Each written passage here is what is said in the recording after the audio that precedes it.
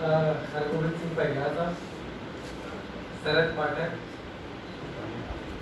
Rice Singh साहब, श्रवण कुमार जी और यहाँ सभागार में उपस्थित सभी वरिष्ठ अधिवक्तागण और जो सहयोगी और साथ में जिन्होंने काम किया है, उन सभी को हम धन्यवाद देते हैं कि यहाँ बुलाया गया हमको कुछ बोलने के लिए। वैसे हम भाषण से बहुत दूर भागते हैं।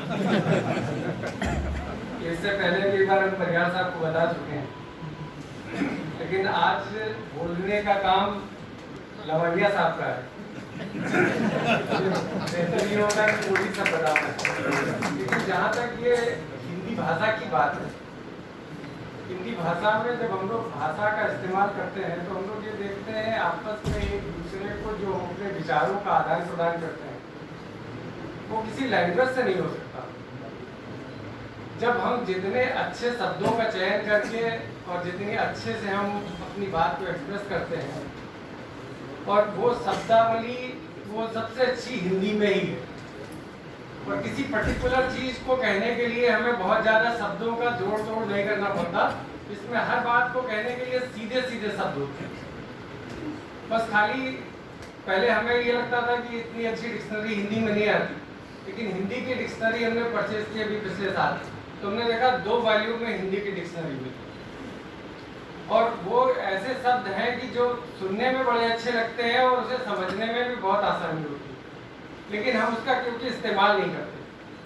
कभी कभी तो हमें ये भी सुनने में आता है कि बच्चे कॉन्वेंट में पढ़ते हैं और वो हिंदी में ही फेल हो जाते हैं, जबकि वो हमारी भाषा है, हमारे घर की भाषा है। तो इस तरीके से हमें अपने भाषा में सुधार करने के एक शौक होना चाहिए। जैसे कि जब हम बाहर कहीं भी जाते हैं तो हमारी जो फूड हैबिट होती है, जो हम घर में खाना खाते हैं, उससे हम खाना ज़्यादा पसंद करते हैं। लेकिन ऐसा नहीं है कि बाहर की चीज़ों को हम नहीं खाते, काम चलाने के लिए खाते हैं। अगर हम व्यापार करते हैं या कोई और कारोबार करते हैं तो जब हम बाहर जाते हैं तो उससे भी काम चलाते हैं। ऐसे में हमें दूसरी भाषाओं के ज्ञान की ज़रूरत है, लेकिन हमें अपने भाषा पे सबसे पहले कमांड की ज़रूरत है। इसके लिए हमें खूब पढ़ना चाहिए। इसके जो शब्दकोश हैं वो बहुत अच्छे हैं। अब तो बहुत ढेर सारे शब्दकोश अलग अलग आ गए हैं, तो उसमें जो शब्दों का संकलन किया गया वो बहुत अच्छा है। जब हम कोई चीज़ लिखते हैं, कभी कभी इंग्लिश में हमें किसी सेंटेंस को फ्रेम करने के लिए कई वर्ड्स को जोड़ना पड़ता है, तब फिर उसका मतलब निकलता है। लेकिन हिंदी में बहुत कम शब्दों में वो मतलब निकल आता है। पर्टिकुलर एक वर्ड है जिसके लिए हम वो बात को कह सकते हैं। तो हमें इन चीज़ों पे ध्यान देना होगा और हमें अपने को सुधारने की ज़रूरत है। जैसे अभी रईस सिंह साहब ने कहा, हमारे परिहार साहब ने कहा, शरद पाठक जी ने कहा कि हमें प्रयोगात्मक होने की ज़रूरत है, हमें अपने पे भरोसा रखने की ज़रूरत है कि ऐसा नहीं है कि अगर हम हिंदी नहीं बोलेंगे तो फिर हम दूसरे दर्जे के माने जाएंगे। ऐसा कभी नहीं होता।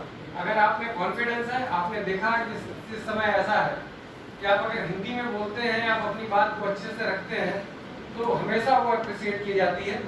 हमारा यही अनुरोध है कि सभी को खूब अच्छे शब्दों का संकलन की ज़रूरत है, पढ़ने की ज़रूरत है, दूसरी भाषा पे भी ज्ञान की ज़रूरत है, लेकिन हिंदी पे ज़्यादा जोर देने की ज़रूरत है। Thank you very much. बहुत बहुत धन्यवाद नारायण जी। सरलता और सहजता मातृभाषा का मुझे लगता है ये तो बहुत विशेष आयाम है, जो न्यायमूर्ति साहब में दिखता भी है और आप में जीवित भी है। बहुत बहुत धन्यवाद आपका। इसी क्रम में हम अपने मुख्य अतिथि माननीय न्यायमूर्ति श्री सौरभ लवानिया जी को आमंत्रित करते हैं कि अंतर्राष्ट्रीय मातृभाषा दिवस पर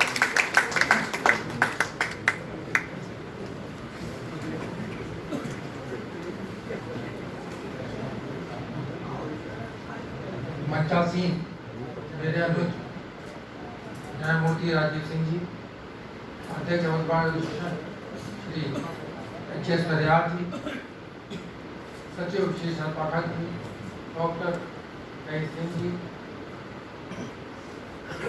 भारतीय भाषा आंदोलन के अध्यक्ष श्री शरद कुमार जी, सचिव डॉक्टर संदीप सिंह जी और इस सभागार में उपस्थित इस संगोष्ठी के सभी सदस्य। संगोष्ठी का तात्पर्य अपने विचारों को प्रकट करता है। मंच पे आसीन जितने विशिष्ट लोग बैठे हुए हैं, इन्होंने अपने अपने विचारों को प्रकट किया अपने अपने अंदाज।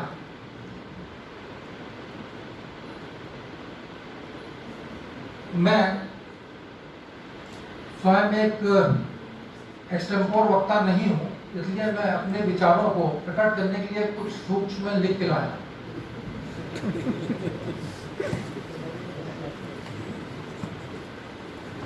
जो अभी तक विचार आपको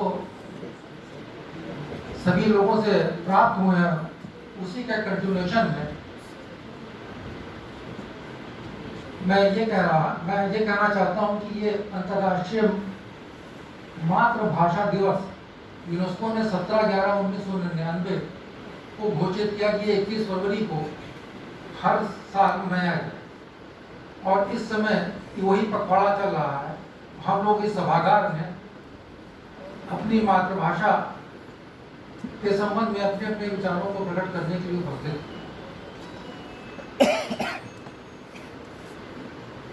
सूक्ष्म में अगर हम देखें तो मातृभाषा का तात्पर्य यह निकाला जा सकता है कि जो भाषा माँ के द्वारा बोली जाती है वही मातृभाषा है। बाल्यावस्था में उसी परिवेश में उसी भाषा से वो बहुत सी चीजें बच्चा जो है समझते हुए बड़ा होता है, और उसी को मातृभाषा कहा जा सकता है। विभिन्न क्षेत्र, विभिन्न समूहों की मातृभाषाएं अलग अलग हो सकती हैं जो हैं। जैसे हमारे यहाँ बंगला, कन्नड़, मराठी, ये सब मातृभाषाएं हैं। ये एक विशिष्ट प्रदेश की और विशिष्ट समूह की। हिंदी में भी बहुत सी भाषाएं सम्मिलित, जैसे राजस्थानी, हरियाणवी हिंदी, कन्नौजी हिंदी, बुंदेली हिंदी, ब्रजभाषा, भोजपुरी, अवधी। यह भी एक विशिष्ट क्षेत्र की विशिष्ट जनसमूह की मातृभाषा है। मातृभाषा असल में संस्कृति की संवाहिका भी है। ये आपके विचारों से आपकी संस्कृति को आगे बढ़ाती है। जैसे भाषा से एक चीज आपको भी देखने को मिलती है कि हमारी इस भाषा से और इस संस्कृति से, जो इस देश की संस्कृति है,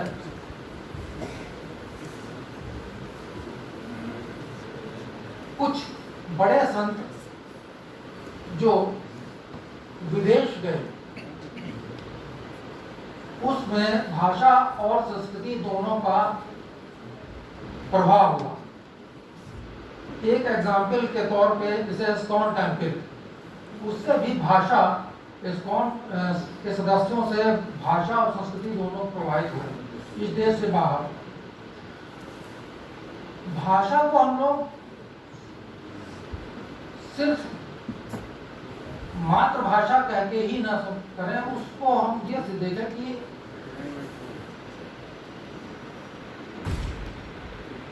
राष्ट्र जो है वो हमारे संस्कारों के हिसाब से हम अपने राष्ट्र को एक तरीके से कहते हैं भारत माता। तो जो राष्ट्र की भाषा है वही भाषा को मातृभाषा वृद्ध रूप में कहना सबसे उचित होगा। वृद्ध रूप में अगर हम देखते हैं तो राष्ट्रभाषा को हमारे संविधान में भी अनुच्छेद 343 उसमें राजभाषा का दर्जा हिंदी को दिया। तो इस रूप में हम लोग हमारे इस राष्ट्र की मातृभाषा हिंदी। अब आप एक इस तरीके से देखें कि मुस्कुराने और हंसने की भाषा मूलतः पूरे विश्व में एक ही है, लेकिन अभिव्यक्ति जो है उसके लिए किसी अपने विचार की अभिव्यक्ति के लिए भाषा क्या सकता है।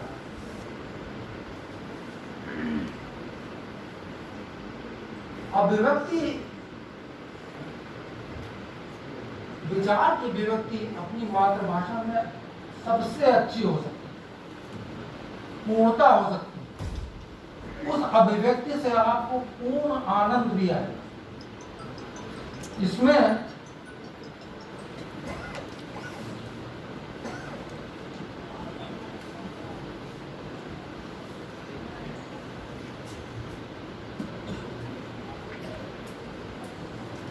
आप ये देखें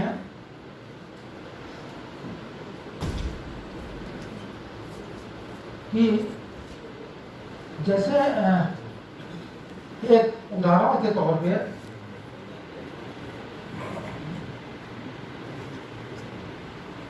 आप जब किसी रिश्ते को बताते हैं अपने, तो उसका एक रिश्ते का एक शब्द अपनी हिंदी भाषा में है, लेकिन आंग्ल भाषा में उस रिश्ते का सही शब्द नहीं। जैसे कजिन, अंकल, लेकिन हमारे यहाँ चाचा, ताऊ,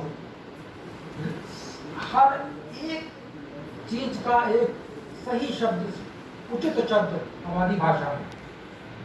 तो ये अभिव्यक्ति जो है ये आपको हिंदी भाषा से मिले, मातृभाषा से मिले। अब जैसे माननीय राष्ट्रीय मंत्री अंतर्राष्ट्रीय मातृभाषा दिवस हरिगोविंद सिंह जी ने कहा, उपाध्याय जी ने, कि हमको हिंदी में न्याय चाहिए। आपको हिंदी में न्याय मिलेगा, बिल्कुल मिलेगा। आप उसके लिए आगे तो बढ़िए, प्रयास तो करिए। भैया अनुच्छेद 351 संविधान के में स्वयं है कि हिंदी को हम किस तरीके से विकसित करेंगे, इस राजभाषा को कैसे विकसित करेंगे, उसके लिए आप लोग आगे आइए। मंच पर उपस्थित परिहार साहब ने, रवि सिंह साहब ने, सबने कहा कि भाई आप स्वयं तो आगे बढ़िए। कई पिटीशनें हिंदी में जब हम अधिवक्ता थे तब भी देखी, एज जज न्यायमूर्ति के साथ सब देखी, आती है हिंदी में पिटीशन। उस पिटीशन पर न्याय होता है। उसमें कशी साहब हैं, उनकी सारी जितनी भी पिटीशन हैं, याचिकाएं हैं, सब हिंदी में हैं, ऑलमोस्ट सब हिंदी में है। तो आपको ऐसे ही हमारे यहाँ इलाहाबाद से अधिवक्ता आते थे डी एस मिश्रा साहब, वो भी हिंदी में अपनी चीज़ों को अभिव्यक्त करते थे, और उनकी अभिव्यक्ति उस समय के न्यायमूर्तिगण सब स्वीकार करते थे और न्याय होता था। तो हमको सबसे पहले स्वयं ये तय करना है कि हम अपनी मातृभाषा के उत्थान के लिए क्या क्या प्रयास किस किस तरीके से करें। आप समझिए 1893 में काशी नागरिक विचारणी सभा का स्थापना हुई, वो हिंदी के उत्थान के लिए हुई, और उसमें याददाश्त के साथ ही शायद अगर कोई व्यक्ति हिंदी के अतिरिक्त, देवनागरी के अतिरिक्त कोई भाषा का शब्द बोलता था तो उस पर 1 पैसा फाइन पड़ता था। ऐसा कुछ आप करिए, आगे बढ़िए, हिंदी के लिए प्रयास करिए। और ये एक बहुत अच्छी भाषा है। मैं ज़्यादा समय न लेके अपने विचारों का समापन महान कवि स्मृति शेष भारतेंदु हरिश्चंद्र जी की कविता की निज भाषा की कुछ पंक्तियों से करता हूँ। निज भाषा उन्नति अहे, सब उन्नति को मूल, बिन निज भाषा ज्ञान के मिटत न हिय को सूल। अर्थात अपनी भाषा से ही उन्नति संभव है, क्योंकि ये ही सारी उन्नतियों का मूल आधार है। मातृभाषा के ज्ञान के बिना हृदय की पीड़ा का निवारण नहीं संभव।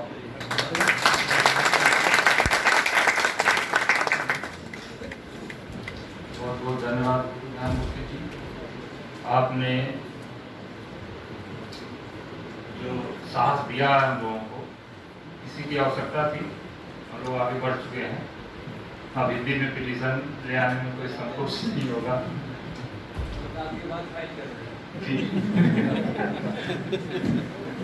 जरूर फाइल करेंगे।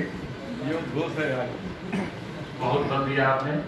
और ऐसे ही हिंदी पुरोधा अगर मिलते गए तो हिंदी भाषा को विश्व स्तर पर हम इसको भाषा में परिवर्तित कर सकते हैं।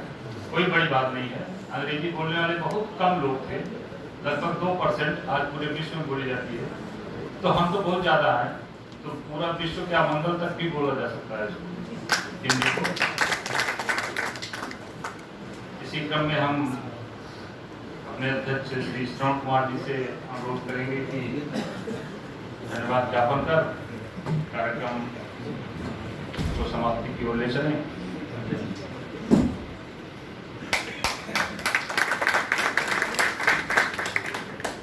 मंच पर विराजमान माननीय न्यायमूर्तिगण सौरभ लावनिया और माननीय राजीव सिंह जी, अध्यक्ष अवध बार एसोसिएशन श्री परिहार साहब, मंच पर विराजमान श्री डॉक्टर रईस सिंह साहब, मंच पर विराजमान सेक्रेटरी अवध बार श्रीमान शरद पाठक जी, विचारों में अपनी भाषा आए, उसकी अभिव्यक्त हो, हमारे माननीय न्यायाधीश ने बताया माँ के द्वारा बोले जाने वाली भाषा